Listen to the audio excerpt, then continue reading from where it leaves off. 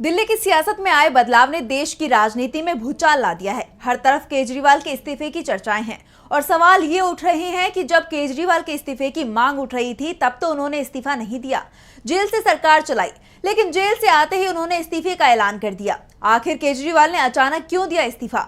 क्या वो बीजेपी के दबाव में आ गए या फिर वो अपनी ईमानदारी का सर्टिफिकेट पेश करना चाहते थे?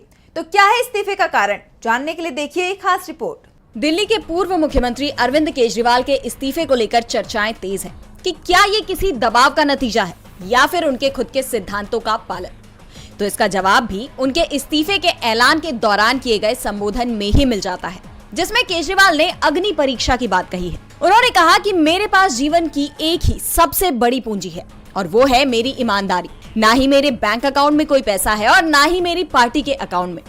मेरे जीवन का मकसद कभी भी पैसे या पद हासिल करना नहीं, बल्कि देश की सेवा के लिए जुनून मेरा मुख्य ध्येय रहा है। उन्होंने आगे कहा कि वे इनकम टैक्स विभाग में कमिश्नर की नौकरी छोड़ चुके हैं। अगर उनकी मंशा सिर्फ पैसे कमाने की होती तो वो ये नौकरी क्यों छोड़ते?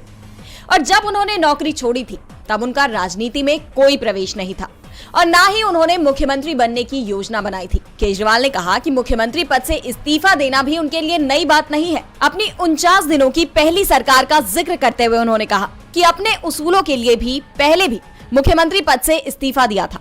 आज के दौर में जहां कोई छोटी नौकरी छोड़ने को तैयार नहीं होता, वहां उन्होंने अपने सिद्धांतों के लिए मुख्यमंत्री पद छोड़ दिया था। लेकिन क्या उनकी ये बातें, ये दावे उनकी ईमानदारी का सबूत हैं? ये सवाल उन्होंने अब जनता के लिए छोड़ दिया है।